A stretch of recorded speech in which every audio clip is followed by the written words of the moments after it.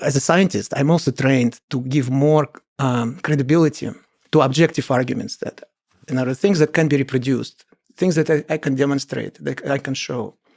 But as I get older, shall we There say, we go. as I get more mature, hopefully, I'm starting to question why I am not giving as much credibility to my subjective understanding of the world, the kind of the first-person perspective, when actually modern science has already sold on that. Quantum mechanics has shown unambiguously that the observer is always involved in the observation.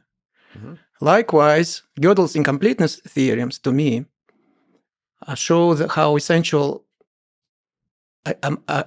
is the observer of a mathematical theory. Yeah. For one thing, that's the one who chooses the axioms. Yes. And we can talk about this in more detail. Likewise, Einstein's relativity, where time is relative to the observer, for instance. That's brilliant. You're just describing in all of these different scales the observer, what the observer means. Right. So science of 19th century had from modern perspective, and I don't want to offend anybody, had the delusion that somehow you could analyze the world being completely detached from it. Yeah. We now know, after the landmark achievements of the first half of the 20th century, that this is nonsense. Mm-hmm. That is simply not true. And this has been experimentally proved time and time again. So to me, I'm thinking maybe it's a hint that I should take my first-person perspective seriously as well, and not just rely on kind of objective phenomena, things that can be proved in a traditional sort of objective way by setting up an experiment that can be repeated many times. Maybe I fall in love in the deepest love of my life, perhaps hasn't happened yet. Perhaps I will fall in love, but it's unique. It's a unique event. You can't reproduce it necessarily, you see.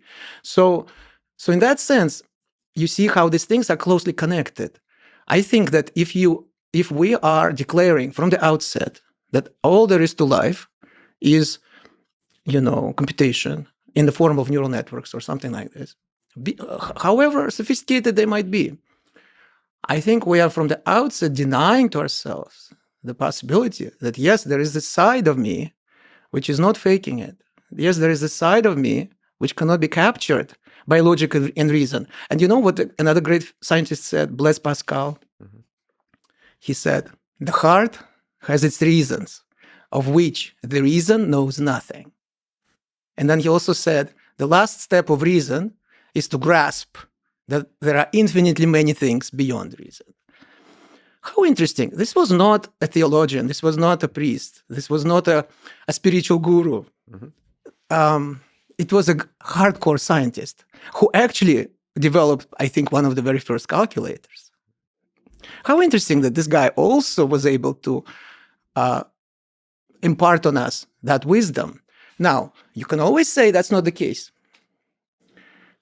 But why should we, from the outset, exclude this possibility that there is something to what he was saying? That is my question.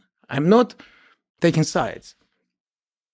What I'm trying to do is to shake a little bit the debate, because most mathematicians that I know, and computer scientists even more so, they're kind of already sold on this. Mm-hmm.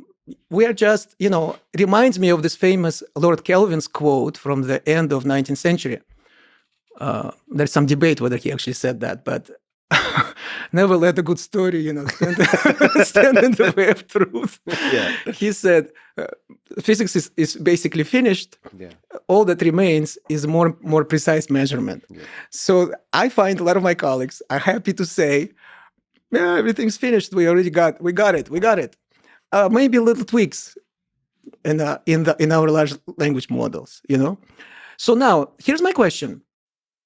I'm kind of playing devil's advocate a little bit, because I don't see the other side, so quote unquote, represented that much. Mm-hmm. And I'm saying, okay, could it be also that if you believe in that becomes your reality? That you can kind of put yourself in a box where everything is computation, and then you start seeing things as being such. It's confirmation bias, if you will, This also reminds me, that I think a good analogy is a friend of mine, Philippe Cochin, told me that in France, there is this literary movement, which is called Oulipo. OULIPO.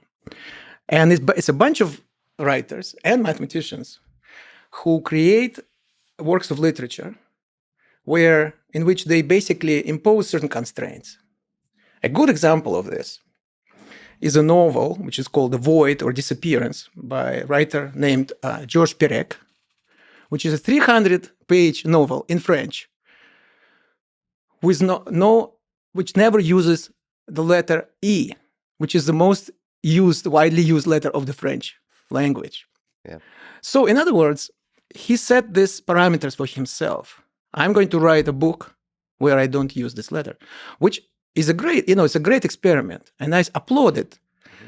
But it's one thing to do that and to kind of show his gamesmanship, if you will, and his proclivity and his ability as a writer. But it's another thing if at the end of writing this book, when he finished the book, he would say letter E actually doesn't exist. And try to convince us that, in fact, French language does not have that letter, simply because he was able to go so far without using it, you see. So self-imposed limitation, that's how I see it. And I wonder why we should do that. Do we really feel the urge to say the world is like that? The world can be explained this way or that way. And I'm saying it, it's a personal question for me because I am addicted to knowledge myself. Hi, my name is Edward. I'm addicted to knowledge. And I'm a knowledge addict. Yeah. Okay? I'm being serious. I'm not being facetious. Up until very recently, maybe a couple of years ago, I simply did not feel comfortable if I could not say the given answer, explanation. It's like, there has to be some explanation. And I try to frantically search for it. Just for somebody like me, a nerd, a left brainiac, and, that's kind of typical for a scientist, for a mathematician. It is incredibly hard just to allow the possibility that it's a mystery and not to feel the urge to get the answer. It is incredibly hard, but it's possible, and it is liberating as a recovering addict to knowledge. Let me say what you gain from it.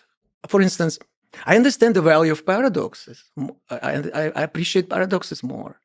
And, to use another philosopher, Søren Kierkegaard, the Danish philosopher, said, a thinker without paradox is like a lover without passion. A paltry mediocrity. Ooh, that's a good line. All right?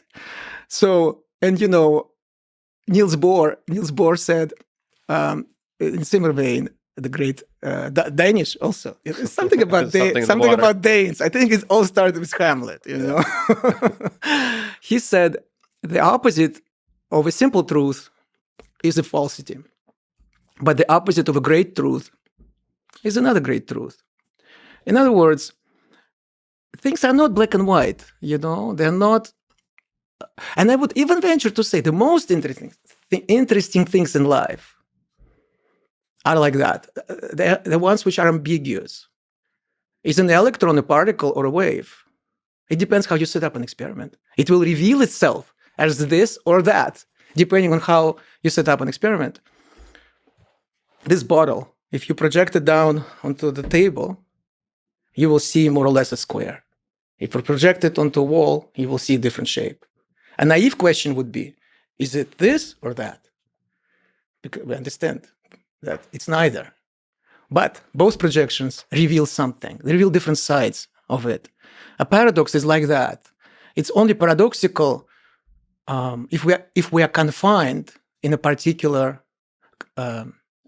vision, if we are wedded to a particular point of view. It's a harbinger, if you will, of a possibility of seeing things in a more as they are, as a more sophisticated than we thought before. You see, that's such a difficult idea for science to grapple with. That I don't know how. There's so many ways to describe this, but you could say maybe that the subjective experience of the world from an observer is actually fundamental. But we know that our best physical theories tell us that unambiguously. In quantum mechanics, Actually, Heisenberg, I think, captured it the best when he said, what we observe is not reality itself, but reality subjected to our method of questioning. When I talk about electrons, for instance, so that there is a very specific way in which this is realized. There is a so-called double slit experiment, right? So for those who don't know, it's you have a screen and you have an emitter from which you kind of shoot electrons, and in between you put another screen which has two vertical slits parallel to each other. If we were shooting, tennis balls, each ball would go through one slit or another and then hit the screen behind this or that slit. So you would have, and let's say they're colored, they're painted. So there will be sort of bumps or spots of paint behind this or that. But that's not what happens when we shoot electrons. We see an interference pattern, as if we were actually sending a wave, so that each electron, it seems like each electron goes through both slits at once, and then has the audacity to interfere with itself, where at some points, two crests would amplify, and at some points a crest and a trough would cancel each other. Yet, so that suggests, okay, so the electron is a wave, not so fast, because if you put a detector behind one of the slits and you say, I'm going to capture you, I'm going to find out which slit you went through, the pattern will change, and it will look like they're particles. So that's a very concrete realization of the idea that depending on how we set up an experiment, we will see different results. And the problem is that our psyche, I feel, kind of is lagging behind, in part because maybe our scientists are not doing such a great job. So I take responsibility for this, that why haven't I explained this properly, I tried, in a bunch of talks and so on. So now I'm talking about this again. Our psyche kind of is lagging behind. We're still, even though our science has progressed so much from the certainty and the determinism and all of that of the 19th century, our psyche is somehow still attached to those ideas. The ideas of causality, of this naive determinism that the world is a bunch of billiard balls hitting each other, driven by some blind forces. That's not at all like it is. And we've known this for about 100 years at least. And you call this self-imposed limitation. It is a self-imposed limitation when we pretend that, for instance, that this naive ideas of 19th century physics are still valid, and then start applying them to our lives, and then also derive conclusions from it. And for instance, people say, there is no free will. Why? Oh, because the world is just a bunch of billiard balls. Where is the free will? But excuse me, didn't you get the memo that this has been debunked thoroughly by the so-called quantum mechanics, which is our best scientific theory? This is not some kind of bullshit or some kind of, concoction of a madman. This is our scientific theory, which has been confirmed by experiment. So we should pay attention to that. So, but of course, it's not just self-imposed limitation. Unfortunately, in this case, there is a big issue of education. So a lot of people are not aware of it through no fault of their own, because they were never properly taught that. Because our system is broken, education system is broken, especially in math. And then so where do you get information? You get information from our scientists who actually write popular books and so on, which is a great, great thing that they do. But a lot of scientists somehow, when it comes to explaining the laws of physics, they're doing a fantastic job talking about this phenomenon, for instance, double slit experiment and things like that. But then, interviewed by a science magazine about free will and so on, they revert back to 19th century physics as if those developments actually never happened.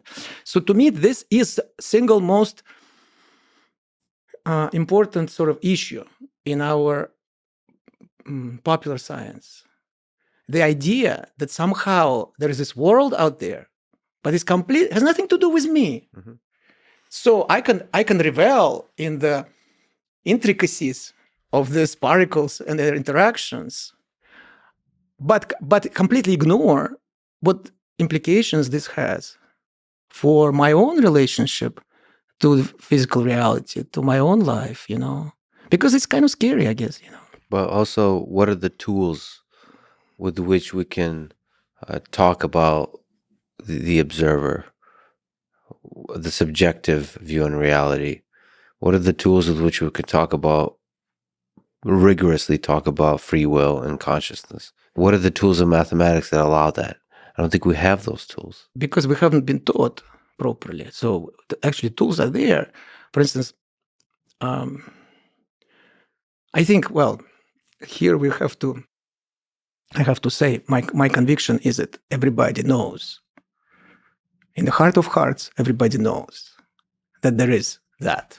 There is something ineffable. There is something mysterious. And in fact, somehow immediately I feel the impulse to quote somebody on this, because as if my own opinion doesn't count. Yeah. There's a long dead expert that has even said it. Einstein said that, so like, how, see, look at me. I am supposedly like this smart, intelligent person. Yeah. I am afraid to say it and own it myself. I have to find confirmation. I have to find an authority who agrees with me. And in fact, it's not so difficult to find, because Albert Einstein literally said the most important thing in life is the mysterious. Okay, he actually said that. There are some quotes which are attributed to him, which he never said, but this he did. I investigated. Okay, so but more importantly, how do you feel about it? I think that everybody knows, but in other words, he also said, Einstein, imagination is more important than knowledge. Okay, and he explained, for knowledge is always limited, whereas imagination embraces the entire world, giving birth to evolution. It is, strictly speaking, a real factor in scientific research, he says. And he says, I am enough of an artist to follow my intuition and imagination. That's Albert Einstein, again. So, and I feel the same way, to be honest. If I think about my own mathematical research, it's never linear. It's never like, give me more data, give me more data, give me more data, boom, the glass is full, and then I come up with a discovery. No, it always felt as a jump, as a leap. And I have actually been studying various examples in history of mathematics of some fundamental discoveries, like discovery of complex numbers, like square root of -1. Mm-hmm. I wonder if a large language model could actually ever come up with the idea that square root of -1 is something that is essential or meaningful. Because if all the information that you get, that all the knowledge that had been accumulated up to that point tells you that you cannot have a square root of a negative number. Why? Because if you had such a square root, we know that then we would have to, if you square it, you get a negative number. But we know that if you square any real number, positive or negative, you will always get a positive number. So, checkmate, it's over. Square root of -1 doesn't exist. Yet, we know that these numbers make sense. They're called complex numbers. And in fact, quantum mechanics is based on complex numbers. They are essential and indispensable for quantum mechanics. Could one discover that? So to me, that sounds like a discontinuity in the process of discovery. It's a jump. It's a departure. It is like a child who is experimenting. It's like a child who says, I'm not afraid to be an idiot. Everybody says, the adults are saying, square root of negative number doesn't exist. But guess what? I'm going to accept it. And I'm going to play with it. And I'm going to see what happens. This is literally how they were discovered. There was an Italian mathematician, astronomer, astrologer. He made money apparently by compiling astrological sort of readings for the elite, of his era. As one does. This is 16th century, as one does. A gambler. Nice. All around interesting guy. I'm sure we would have an interesting conversation with him. Girolamo Cardano. He also invented what's called Cardan shaft, so which is an essential component of a car. Cardan Avival, we say in Russian. So he wrote a book which is called Ars Magna, which is like the great art of algebra, and he was writing solutions for the cubic and quartic equations. This is something that is familiar because at school we study solutions of quadratic equations of degree 2. So you have ax squared plus bx plus c equals 0. And there is a formula which solves it using radicals, using square roots. And Cardano was trying to find a similar formula for the cubic and quartic equations, for which would start with x cubed or x to the power of 4, as opposed to x squared. And in the process of solving these equations, he came up with square root of a negative number, specifically square root of minus 17. And he wrote that I have to forego some mental tortures to deal with it, but I am going to accept it and see what happens. And in fact, at the end of the calculation, this weird numbers got canceled. It kind of canceled out. In the formula appeared square root of negative 17 and its negation. So they kind of conveniently gave the right answer, which did not involve those numbers. So he was like, okay, what does it mean? Yeah. Mental tortures. So you see, from the point of view of the thinking mind, it is something almost unbearable. It's almost, I feel, that a large language model, a computer running a large language model, trying to do that would just explode. Mm-hmm. And yet a human mathematician was able to find the courage and inspiration to say, you know what? What is wrong? Why are we so adamant that these things don't exist? That's just our past knowledge. It's based on what our past knowledge is, and knowledge is limited. What if we make the next step? Today, for us mathematicians, complex numbers, that we call them, are not at all mysterious. The idea is simply that you plot real numbers, that is to say, all the whole numbers like 0, 1, and so on, 2, and so on, right? All fractions like 1/2 or 3/2 or 4/3. But then also numbers like square root of 2 or pi. We plot them as points on a real line. So we draw. This is one of the kind of perennial concepts, even in our very poor math curriculum at school. But now imagine that instead of one line, you have one axis, you have a second axis, mm-hmm. And so numbers now have two coordinates, x and y, and you associate to this point with coordinates x and y, and the number x, which is a real number, plus y times square root of -1. This is a graphical, geometrical representation of complex numbers, which is not mysterious at all. Now, it took another 200 or 300 years for mathematicians to figure that out. But initially, it looked like a completely crazy idea, you know. So all a complex number is just an expansion. Two real numbers. Yeah, it's just the real part and the imaginary part. It's just an expansion of your view of the mathematical world. Right. The fact that you can actually you can add them up by adding together the real parts and the imaginary parts, that's easy. But there is also a formula for the product, for the multiplication, which uses the fact that square root of -1 squared is -1.